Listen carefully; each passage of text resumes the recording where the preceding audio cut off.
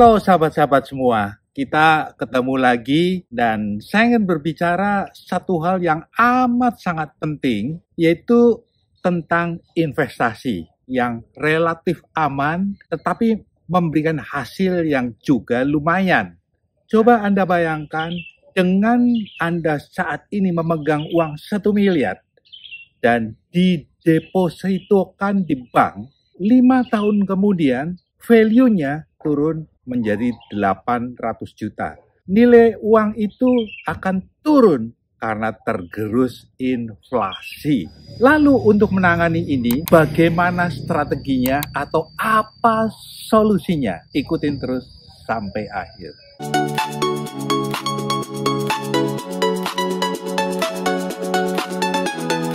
Solusinya melakukan investasi untuk menjaga nilai uang itu supaya relatifly tidak terlalu banyak turun karena tergerus inflasi. Sehingga dalam hal investasi, maka orang mengenal satu quote, "Don't put all your egg in one basket."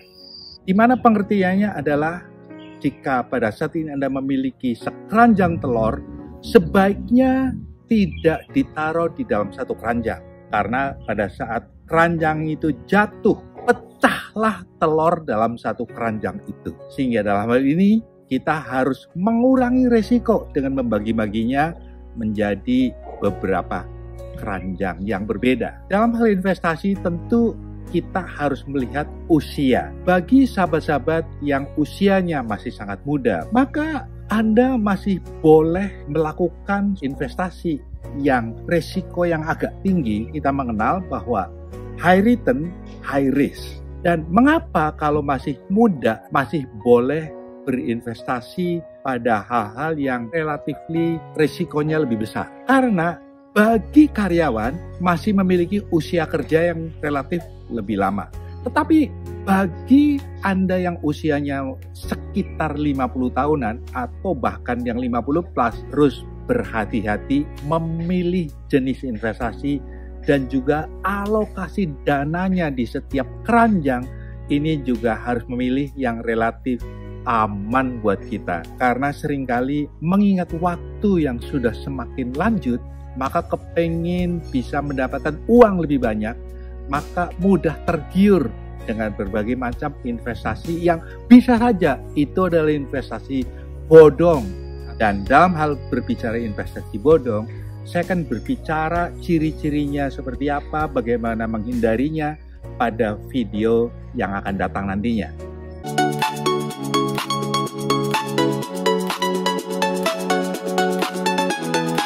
Oke, kita kembali ke uang yang 1 miliar itu.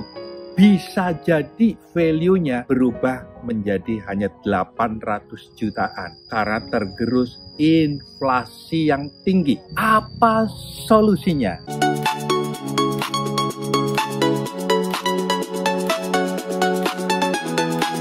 Solusinya tentu adalah kita harus melakukan investasi yang tepat. Dalam investasi, kita harus mempertimbangkan ada 3 hal.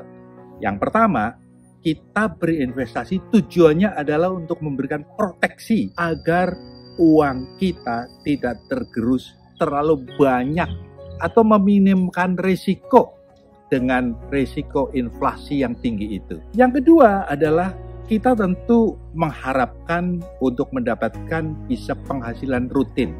Misal 5 juta, 10 juta atau apapun juga, hasilnya tergantung dari nilai investasi awalnya dan juga jenis investasi yang kita pilih. Bisa jadi untuk membiayai hidup kita atau juga menjadi satu dana darurat pada saat Anda memerlukan sewaktu-waktu. Yang ketiga, ada saya dengar beberapa orang masih mempertimbangkan investasi itu yang menjaga nilainya karena uang itu akan diturunkan kepada anak-anaknya. Ikutin terus sampai akhir.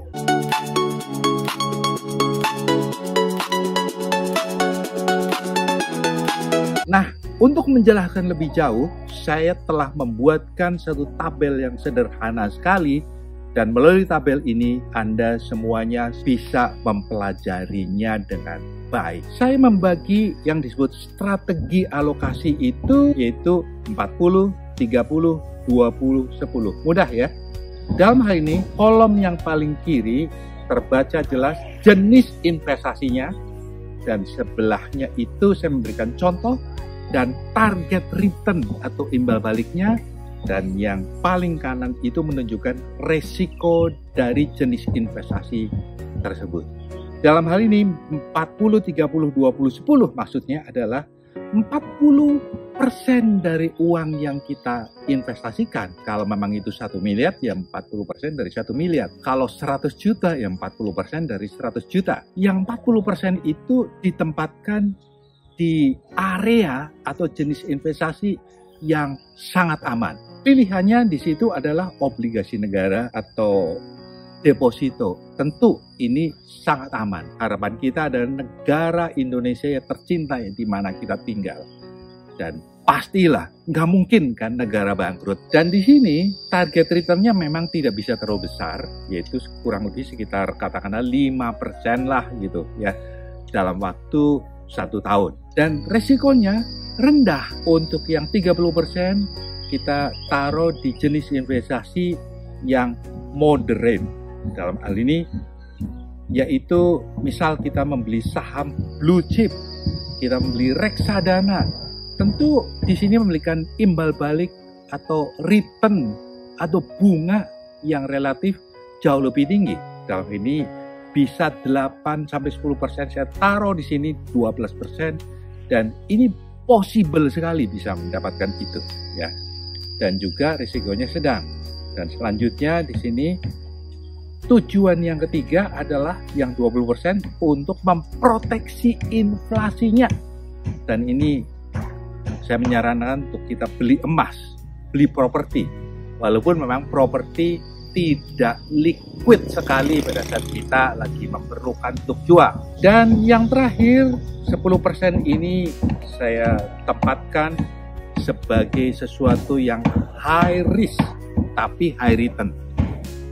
Kita perlu di sini karena ini yang paling besar. Bisa misal Anda taruh uangnya di real business, ikut kepada teman yang dia melakukan bisnis, atau ada yang melakukan bisnis franchise dan kita ikut bagian dari situ persentasenya. Dan banyak hal lain yang bisa kita lakukan atau kita sendiri yang melakukan usaha bisa jadi. Tetapi ya kurang lebih maksimum kalau melihat usia sekitar 50 tahunan ya 15% lah. Dan karena itu, mengapa? Karena resikonya relatif tinggi. Dan bagi Anda yang usianya masih muda, yang di bawah ini masih boleh lebih tinggi, 20% atau 30%, boleh dilakukan. Karena setiap orang memiliki acceptance dari satu level risiko yang berbeda. Ada yang risk averse, ada juga yang risk taker.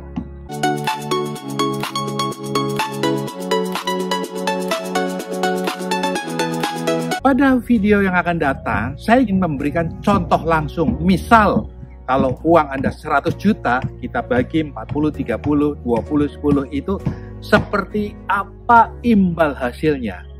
Atau seperti apa yang kita bisa dapatkan setiap bulan dan juga setelah nanti nilai investasinya selesai. Dan juga berbagai aspek berkenaan dengan investasi tersebut. Saya mengingatkan bagi yang belum subscribe, silakan melakukan subscribe karena subscribe itu gratis, dan juga share video pendek ini untuk orang lain atau teman-teman atau grup-grup WA agar Anda juga bisa memberikan manfaat bagi teman-teman dan di lingkungan ataupun keluarga. Saya Gandhi Budiman dari GB Empowering. Sampai jumpa.